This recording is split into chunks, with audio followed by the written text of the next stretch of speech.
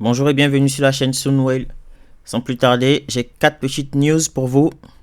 Et on commence par une bonne petite news reçue déjà ce matin et qui est encore en cours et d'actualité. Donc le Bitcoin qui explose les 26 000 dollars alors que l'inflation US baisse à 6%. Avec la grave crise bancaire provoquée par la hausse violente des taux directeurs de la Réserve fédérale américaine, les chiffres de l'US, donc les chiffres de l'inflation US étaient très attendus ce matin. Et avec un coup de chance, ils sont mieux que prévu. Je ne sais pas si vous vous souvenez, mais déjà, on va dire, le marché n'était pas très serein après ce qui s'est passé ce week-end. Donc la faillite de la Silicon Valley Bank, mais aussi la faillite de la Silvergate Bank et également la fermeture de la Signature Bank. Mais déjà, on a eu quelques petites bonnes nouvelles parce que la Réserve fédérale américaine a posé 25 milliards de dollars sur la table pour tenter de sauver la Silicon Valley Bank, ce qui a aidé à rassurer un peu les investisseurs et, permettre, on va dire, au Bitcoin et aux crypto-monnaies de rebondir en fait. Donc, dans les attentes des experts économiques, donc conformément aux attentes des observateurs, l'inflation sur un an glissé s'établissait désormais en fait, donc il s'établit désormais à 6% au lieu de 6,4%, ce que les experts prévoyaient. Donc c'est mieux que prévu en fait. Et ce qui va peut-être permettre à la Fed et Jerome Powell de soit réduire la hausse, donc comme je le disais hier, soit rester du coup à 0,25% de hausse, ou peut-être qu'on n'aura pas du tout une hausse des taux directeurs. Donc ce qui est, semble-t-il, une bonne nouvelle pour les investisseurs crypto, le marché financier et l'économie mondiale en fait dans sa globalité. Parce que tout le monde écoute les États-Unis, ce que Jerome Powell et sa team font. Et en fait, c'est ce qui décide en fait de comment l'économie mondiale fonctionne. Et voilà pour cette petite bonne nouvelle qu'on a reçue ce matin. Et je pense que Bitcoin, voyons voir. Tac. Donc Bitcoin est redescendu à 25 927. On va pas se plaindre parce qu'il y a quelques jours, il était parti pour descendre en dessous des 20 000. Donc là, c'est très bien. C'est une bonne chose. Donc on continue. Voilà la petite bonne nouvelle de ce matin. Les 26 000 dollars qui ont été explosés par le BTC et qui, dans sa hausse, entraîne aussi les autres crypto-monnaies. Ethereum qui est passé à 1700 dollars et d'autres monnaies aussi également. Les monnaies sont dans le pump. Donc une seconde petite news. Celle-là, on va dire, on s'y attendait un peu. Vu comment Meta gère actuellement son entrée dans le Web3 et dans les métaverses. Donc Instagram dit Meta, dit silencieusement adieu aux NFT. Je sais pas si vous êtes au courant, mais Facebook, désormais Meta, donc ils ont changé de nom exprès en fait pour faire comprendre aux gens qu'ils font en fait leur entrée définitive dans le métaverse. Donc ils sont passés de Facebook à Meta. L'idylle NFT est terminée. Décidément, Meta essaie de rentrer dans le Web3 mais n'y arrive pas. Et c'est le cas aussi en fait des NFT. Ils avaient décidé en fait l'année dernière de rentrer en fait agressivement dans le monde des NFT. Sauf que il semble que ça ne prend pas en fait. Ça ne prend pas comme leur métaverse où ils ont semble-t-il échoué en fait à attirer les gens dans l'utilisation de leur plateforme en fait. Ils voulaient se baser sur Instagram pour créer des NFT, donc pour attirer en fait les créateurs de NFT, de projets NFT, et donc faire en quelque sorte d'Instagram en fait une plateforme d'échange de NFT. Donc, comme l'a dit Stéphane Kasriel, le responsable commercial de la FinTech, donc de Meta, euh, quelques nouvelles concernant nos produits. Au sein de l'entreprise, nous examinons de près les priorités sur lesquelles porter notre attention. Nous mettons fin à nos activités dans le secteur de collection numérique NFT pour l'instant, afin de nous concentrer sur d'autres moyens de supporter les créateurs et les utilisateurs et les entreprises. Donc c'est comme c'est vraiment c'est un échec en fait pour être franc, c'est un échec pour l'entreprise Meta. Ils n'ont pas réussi à attirer en fait les créateurs NFT, les utilisateurs NFT. Et déjà en fait je pense que c'est pas le premier échec parce que leur métaverse il a du mal aussi à prendre. Et ça en fait c'est la logique en fait. Ça va dans la logique des choses quoi. Donc c'était presque prévisible. Donc Facebook, Instagram qui décident d'arrêter leur entrée dans le monde des NFT. Je pense que c'est une bonne décision. Si ça ne prend pas, vaut mieux arrêter là que de perdre pas mal d'argent. Parce que comme vous le voyez, en fait, ils ont déjà perdu beaucoup d'argent avec leur entrée dans le métaverse. En fait, leur projet méta qu'ils sont en train de, ils sont en train de construire là. Qui a lui aussi du mal à prendre. Donc à voir, à voir. Déjà cette nouvelle en fait elle a causé un peu de panique dans le milieu NFT. Donc à voir ce que ça donne en fait. Donc voilà pour la news. Facebook Meta décide d'arrêter le NFT sur Instagram. Voilà. Donc on continue avec une troisième petite news. Donc celle-là, je vous en avais parlé aussi également la semaine dernière. Comme je le disais, en fait, tous les pays, donc on a parlé de la Chine, la Thaïlande, le Brésil, les États-Unis qui faisaient en fait leur monnaie digitale. Et donc là, j'en suis une petite nouvelle quoi. Comme quoi, il y a un député américain qui décide de militer contre le dollar digitalisé.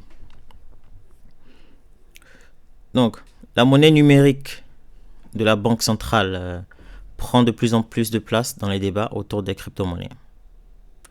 Le nombre de pays qui y réfléchissent il ne cesse d'augmenter. Donc, comme je le disais, il y a de plus en plus de pays qui se lancent dans leur création de monnaie digitale. Et les arguments pour et contre s'affrontent par médias interposés. Nous avons récemment publié un article présentant les côtés positifs. Côté positif, je pense pas qu'il y ait de côté positif. Je pense plus qu'il y a de côté négatif pour nous les utilisateurs. Parce que du coup, il y aura plus de surveillance. L'État va voir en fait tout ce que tu fais. Il peut décider de bloquer tes transactions. Et si tu plais pas à l'État, c'est finito pour toi quoi. Donc, le 9 mars dernier, au sein de la Cato Institute, Tom Emmer a dit tout le mal en fait qu'il pensait de cette fameuse crypto-monnaie digitale d'État. Donc pour lui en fait, cela ne permet pas en fait de renforcer les libertés individuelles et ça va plus servir à l'État américain de surveiller ce que font le peuple. Ça va aussi permettre à l'État en fait d'imprimer en fait donc en fait c'est en fait passer du fiat, donc du cash, donc de la monnaie normale à la monnaie digitale, sauf que ça va continuer en fait. Donc ça règle pas vraiment le problème. Donc je cite entre guillemets, alors que le gouvernement fédéral cherche à maintenir et à attendre le contrôle financier auquel il est habitué, l'idée de la crypto, donc de la monnaie numérique de la Banque centrale a gagné du terrain au sein des instituts de pouvoir américains, en tant que monnaie programmable contrôlée par le gouvernement, qui peut facilement donc qui peut être militarisé, un outil d'espionnage. Ouais, ça aussi c'est un aspect en fait des CBDC, donc monnaie numérique d'État. Donc voilà le team, donc il s'appelle Tom Emmer. Il est contre la création de la CBDC américaine. Donc ça fait une voix contre. Donc de notre côté, donc on va voir ce que ça donne. Je pense qu'il va, comme on dit, ça va pas faire long feu en fait. Je pense qu'ils vont quand même la lancer cette monnaie là et ils vont obliger la population à l'utiliser comme ils le font actuellement au Nigeria par exemple, si vous n'avez pas suivi ce qui se passe. Et pour terminer avec la quatrième petite news de la journée,